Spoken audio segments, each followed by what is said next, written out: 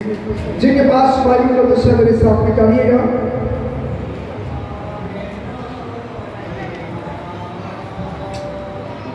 आज हम माँ की अजमत की तरफ गौर करेंगे, तो मेरे साथ निकालिएगा मुकद्दस पौलुस रसूल का खत और इफिसियों के नाम और उसका 6वां बाब और उसकी हम पहली आयत से लेकर हम 30वीं आयत तक खुदावंद के सिद्धांत मुकद्दस कलाम को पढ़ेंगे और तलावत में रहनुमाई हमारी बेटी करिश्मा तलावत में रहनुमाई करेंगे। मुकद्दस पौलुस रसूल का खत इफिसियों के नाम और उसका 6वां बाब और उसकी पहली आयत से लेकर 30वीं आयत तक हम खुदावंद के पाक कलाम को सुनेंगे। खुदावंद के जिंदा पाक कलाम से हमारी आज की तलावत में पौलुस रसूल का खत इफिसियों की कलीसिया का नाम और उसका 6वां बाब और उसकी पहली आयत से लेकर 30वीं आयत तक खुदावंद के जिंदा पाक कलाम में से हम सुनेंगे। खुदावंद के जिंदा पाक कलाम में कुछ यूं लिखा है, आए फर्जंदों, खुदावंद में अपने माँ बाप के फर्माबरदार रहो, क्योंकि ये वाजिब है अपने बाप की और माँ की इज्जत करनी। ये पहला हुक्म है जिसके साथ वादा भी है, ताकि तेरा भला हो और तेरी उम्र जमीन पर दराज हो। तो आपके पास आपके परसों चैप्टर से पास करके खुदा का शुक्र। आमीन। मेरे दोस्तों, मैं चाहता हूँ कि एक मरतबा हम सब मिलकर इस शायद की तलावत करें। जिनके पास बाइबल का कुछ नहीं वो भी खुदावंद के पाक कलाम की तलावत करें। सो मेरे साथ मिलकर बोलिएगा। खुदावंद के पाक कलाम के अंदर यूं लिखा है, ऐ फर्जंदों, खुदावंद में अपने माँ बाप के फर्माबरदार रहो, क्योंकि ये वाजिब है अपने बाप की और माँ की इज्जत कर। ये पहला हुक्म है जिसके साथ वादा भी है, ताकि तेरा भला हो और तेरी उम्र जमीन पर दराज हो। आमीन। आज रोए जमीन पर मदर डे मनाया जा रहा है। सो इन आयतों के अंदर जो बड़ी की तलावत खुदा का बंदा मुकद्दस पौलुस रसूल दोनों के बारे में जिक्र करता है कि अपने बाप और अपनी माँ की इज्जत करें। लेकिन आज हम बात में है वो माँ पर करेंगे, वालदा पर करेंगे, मदर पर करेंगे कि खुदाए के रूह ने मदर को, माँ को कलाम की रूह से खुदाए के रूह ने कितनी अजमत बख्शी है। आमीन। सो यकीनन पाक कलाम का तरीका है कि अगर तू अपने बाप और अपनी माँ की इज्जत करेगा तो रूए जमीन पर तेरा भला होगा और तेरी उम्र दराज होगी। अगर इस बात पर गौर करें तो मैं ये समझता हूँ, अगर कोई बेटा कोई बेटी बरकत देना चाहता है तो उसका एक ही तरीका है कि उसको अपनी माँ की ताबेदारी करने की जरूरत है। उसको अपनी माँ की ताबेदारी करने की जरूरत है, क्योंकि अगर माँ की जिंदगी पर गौर किया जाए तो माँ एक ऐसी आसमान के तले जमीन के ऊपर एक ऐसी हस्ती है जो अपने बच्चों के लिए हर वक्त अपने आप को कुर्बान करने के लिए तैयार रखती है। आमीन। माँ क्या करती है? बच्चे को खिलाती है, आप भूखी रहती है। अगर कहीं धूप के अंदर, गर्मी के अंदर जा रही है तो वो अपना ख्याल नहीं करती, बल्कि अपने बच्चे को छोड़ चद्दर के नीचे और उसके साए के नीचे को रखती है, ताकि कहीं ऐसा ना हो कि मेरे बच्चे को, मेरे बेटे को, मेरी बेटी को कहीं तपती हवा भी न लगे। माँ अगर बच्चा यूरिन कर देता है तो माँ क्या करती है भाई, उसको सूखे पर लटा देती है, तो शायद आप गीले पर लेट जाते हैं। यहां तक कि जब तक बच्चा को अपने आप की होश में नहीं आता, अपने आप को सुधार नहीं लेता, तो मां क्या करती है भाई, अपने बच्चे की छिछियां भी साफ करती है। अगर बच्चे की रोने की आवाज आ जाए गली में, तो मां के दिल में हलचल मच जाती है कि शायद मेरे बच्चे को क्या हो गया है, मेरी बच्ची की आवाज आ रही है रोने के लिए। मैं भी हो सकता है वो जूता भी ना पहने, मैं भी हो सकता है वो सर पर दुपट्टा भी ना ले, लेकिन जैसे वो अपने बच्चे की आवाज सुनती है, उसी वक्त वो भाग उठती है कि मेरे बच्चे के रोने की आवाज आई है।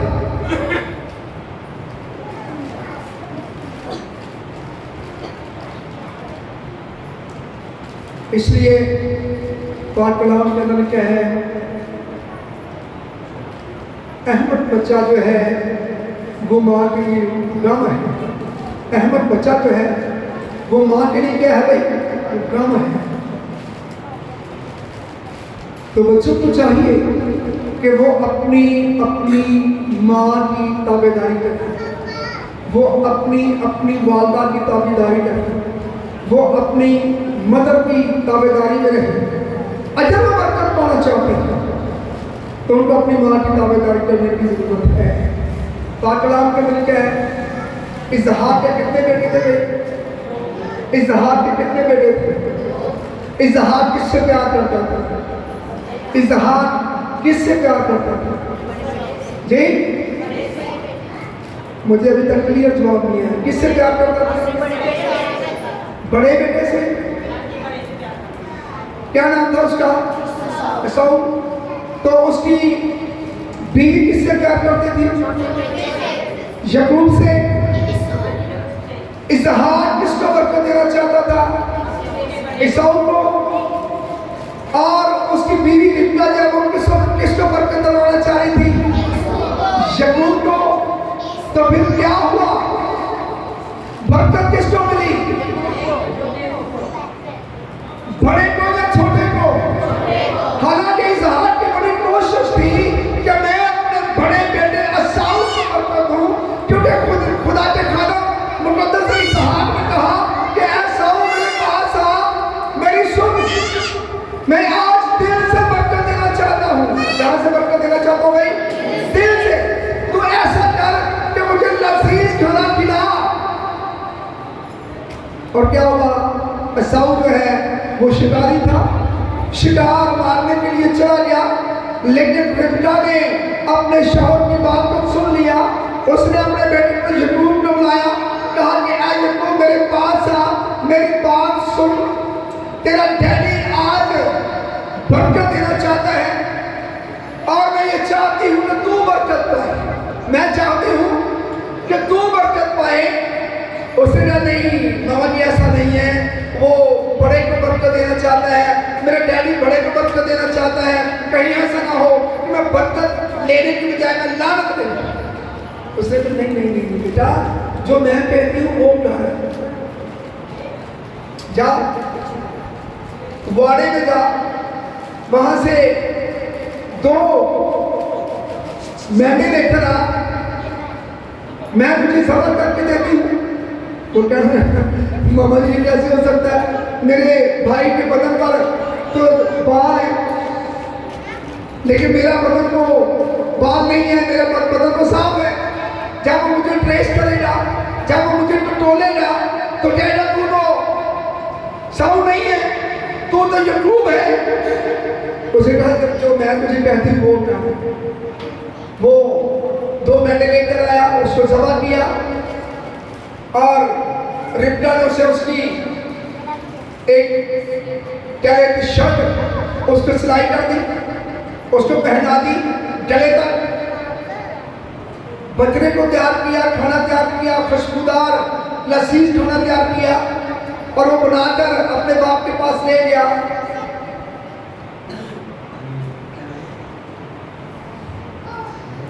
उसने कहा कि अब्बा जी मैं खाना लेकर आया हूँ। उसने कहा कि तू कौन है? उसने कहा कि अब्बा जी कोई हूँ जिसको तू बरकत देना चाहता है। उसने कहा कि मुझे आवाज जो है वो यकूब की सुनाई देती है, क्योंकि उसकी नजर क्या तो बुला चुकी थी, नजर से उसको नजर नहीं आता था। उसने कहा कि आवाज मुझे यकूब की सुनाई देती है। नजदीक आ, जब वो नजदीक आया उसने उसके बदन पर हाथ फेरा, कहने लगा बदन तो साहू का है, आवाज जो मुझे यकूब की सुनाई देती है। फिर पूछा कि तू कौन है? उसने डैडी में वही हूँ जिसको तू बरकत देना चाहता है। तो बात कलाम जब उन्हें क्या है, उसने खाना लिया, खाया और उसको दिल से दूर, और यकूब क्या हो गया? बाबरकत। और उसके पीछे हाथ किसका था भाई? हाथ किसका था? माँ का हाथ था। हाथ किसका था? माँ का। आज के दौर के अंदर भी ऐसे होता है, जिसको माँ चाहती है कि मैं बाप की नजर में इसको इसका दर्जा ऊंचा करूं, आज भी बाप मजबूर हो जाता है और उसको बरकत अपने उसी बच्चे को देनी पड़ती है जिसको माँ चाहती है।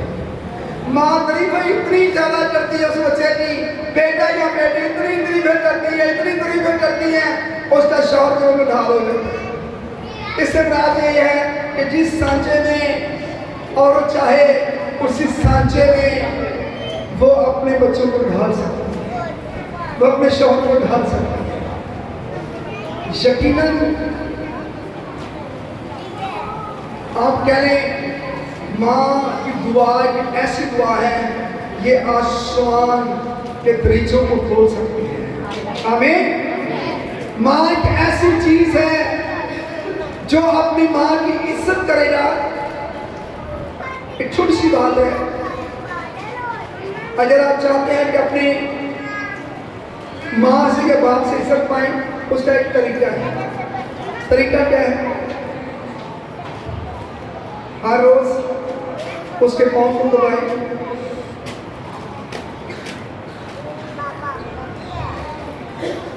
अपनी माँ के पास बैठ जाएं, उसके पाँव को दबाएं, हो सके तो उसको तेल लगा लें। जब तेल लगा चुके तो एक और काम करें, उसका माथा छुए, उसका माथा छुए और वो माँ आपको दिल से दुआ देगी। क्या करेगी? दिल से दुआ देगी। और वो दुआ जो है जो दिल से निकलेगी वो आसमान के पीछे खोल देगी। Hallelujah, hallelujah. बात कलाम का मतलब क्या है? जब हम 10 हुक्म पढ़ते हैं तो 10 हुक्म के अंदर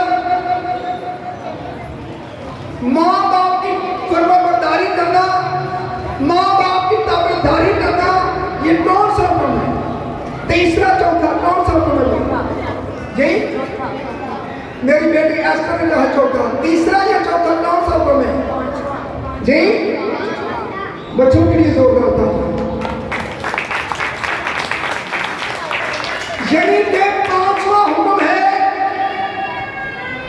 जब हम मुकद्दस मूसा के मार्फत लिखी गई किताब खरूज और उसका 20वां बाब और उसकी 12वीं आयत पढ़ते हैं तो वहां लिखा है, जिनके पास बाइबल मुकद्दस हो मेरे साथ निकाल सकते हैं।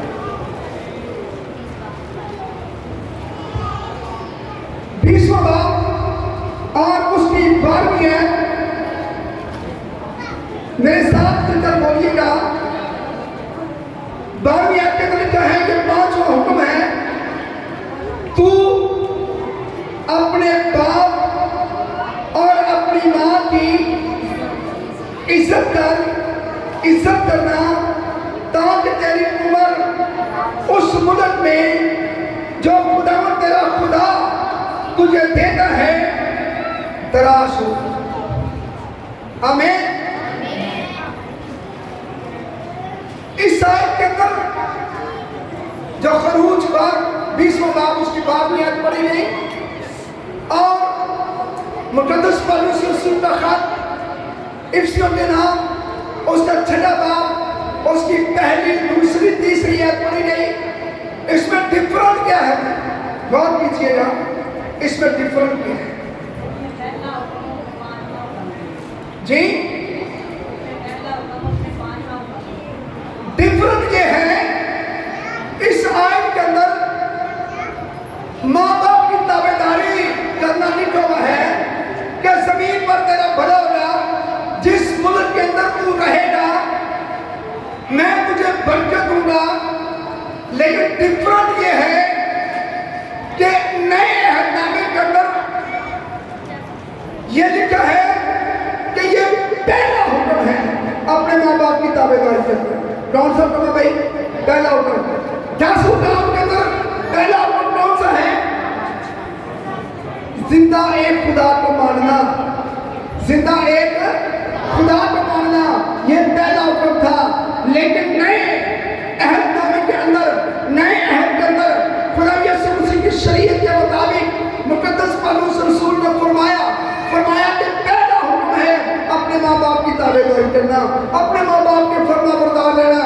अगर तुम अपने माँ बाप के फर्मा बरदार रहोगे तो जमीन पर तुम्हारा भला होगा और तुम्हारी उम्र दराज होगी। इसके अपोजिट क्या है? इसके अपोजिट क्या है? जो कोई अपनी माँ की इज्जत नहीं करता, जो अपनी माँ की ताबेदारी नहीं करता, अपनी माँ को हकीर जानता है, अपनी माँ को नाचीज जानता है, जो उनके राइट्स बनते हैं उसको नहीं देता, नजरअंदाज करता है, उस टाइम में जमीन पर कभी भला नहीं होगा, उस टाइम कभी भला नहीं होगा और उसकी उम्र दराज नहीं होगी। हमारे पंजाबी में एक मिसाल है, जिन्हें मां ने सताया उन्हें सारी जिंदगी रक्षा चलाए, यानी क्या उसकी जिंदगी का कोई हाल नहीं है। मैं यही कह रहा, रक्षा चलाने वाला ठीक नहीं है। मैं ये क्या कह रहा हूं कि जिन्होंने अपनी मां की इज्जत नहीं की, उसकी जिंदगी जो है वो खुशगवार नहीं है।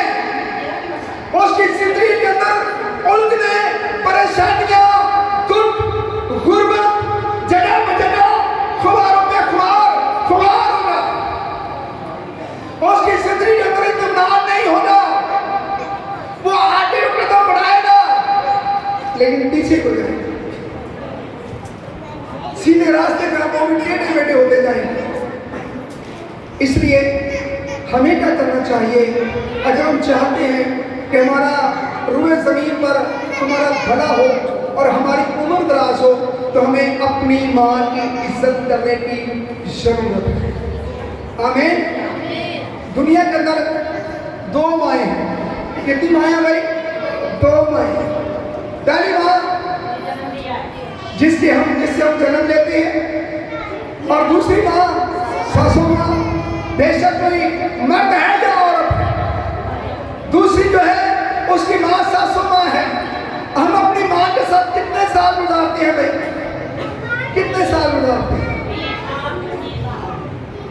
कोई 16 साल, कोई 17 साल, कोई 18 साल, कोई 20 साल, कोई 25 साल, ज्यादा से ज्यादा जिनकी बड़ी उम्र हो जाती है 27 साल, 28 साल, 30 साल, तो हम कहते हैं हमारी बेटी की एज बहुत ज्यादा हो गई, हमारी बेटी की एज बहुत ज्यादा हो गई।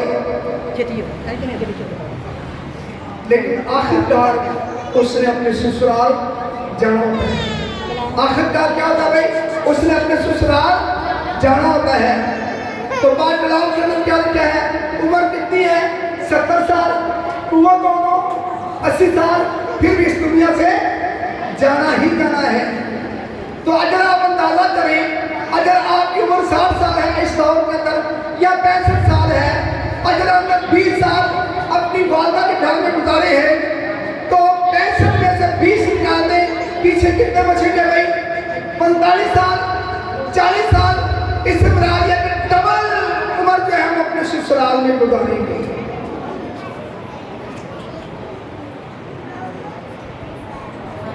थोड़ा सा चंद लम्हों के लिए नोमी की जिंदगी पर गौर करें, रूथ की जिंदगी पर गौर करें। तो नोमी तो कौन थी भाई? नोमी सासू माँ थी और रूथ उसकी बहू। और बहू ने क्या कहा कि तेरा खुदा मेरा खुदा है, तेरा घराना मेरा घराना है, जहां तू रहेगी वहां मैं रहूंगी, जहां तेरे साथ दुख होंगे मैं भी सहूंगी। समझे चीजों? इसलिए हमें चाहिए कि हमें कभी अपनी सासू माँ को नजरअंदाज करने की जरूरत नहीं है, बल्कि पहली और दूसरी दोनों माँ की इज्जत करने की जरूरत है। कभी ये ना सोचें कि ये तो मेरी सास है और मैं इसको सास की निगाह से देखूं। नहीं, अगर आप ऐसा करेंगे तो शायद जिस कदर हमें बरकत पानी चाहिए शायद हम उस कदर नहीं पाएंगे।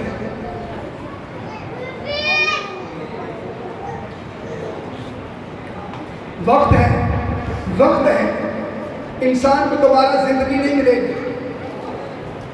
ये चंद दिन की जिंदगी जो है हमें खुदा के खौफ, खुदा के डर, खुदा के कलाम की ताबेदारी में रहकर जिंदगी गुजारनी है। अगर हम ऐसा करेंगे तो फिर हम खुदा से 100 गुना बरकत पाएंगे, फिर हम 100 गुना बरकत पाएंगे। इतनी नेमतें, इतनी बरकतें हमें मिलेंगी ढेरों ढेर। शायद कभी हमें जगह ना मिलेगी उनको संभालने के लिए, इतनी बरकतें हैं। मैं आपको बताता हूँ, जब मेरी वालदा मेरे वालिद साहब पूरे ज़मीन पर हयात थे, मैं बाहर मुख्तलिफ इलाकों में खिदमत करने के लिए जाया करता था, भट्टों पर, देहातों में। लेकिन अगर मैं रात को 11 बजे 12 बजे किसी वक्त भी अपने घर आया हूँ तो सबसे पहले मैं अपनी वालदा अपने वालिद साहब के पास जाकर बैठता था।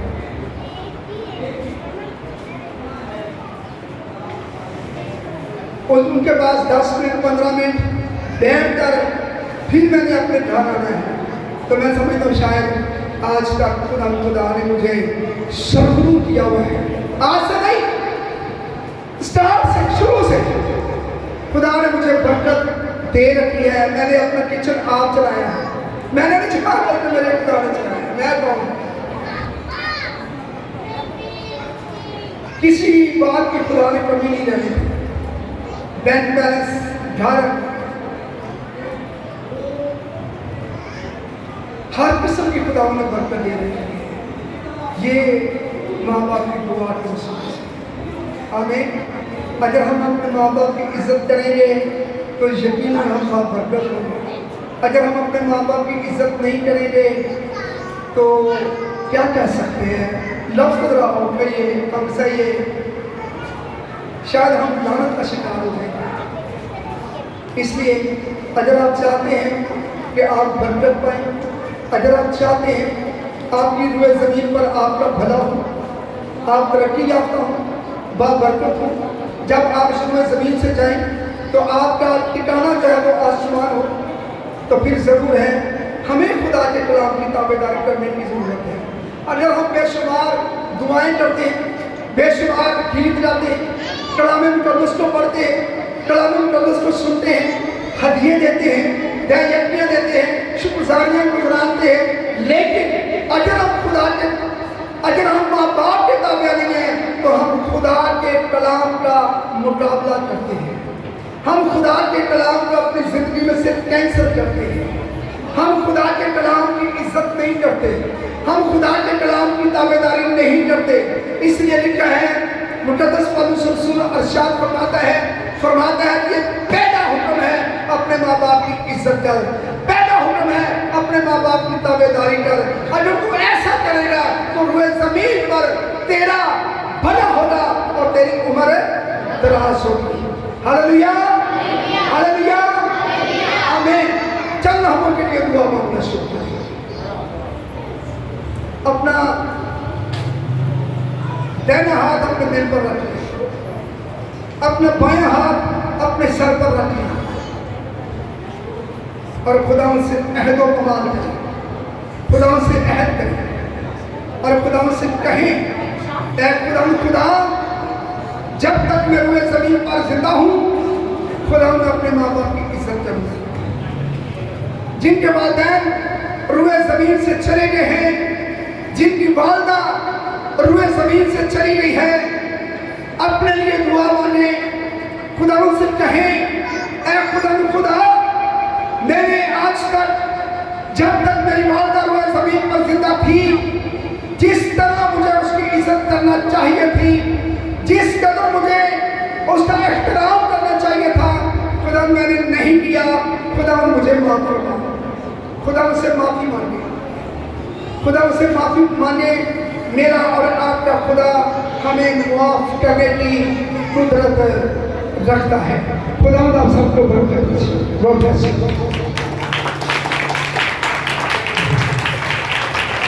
आइए अपने सर को अपनी बात को सुनने की शुक्रगुजारी की दुआ करेंगे और एल्डर सितार साहब से दुआ की हमारी रहनुमाई करेंगे।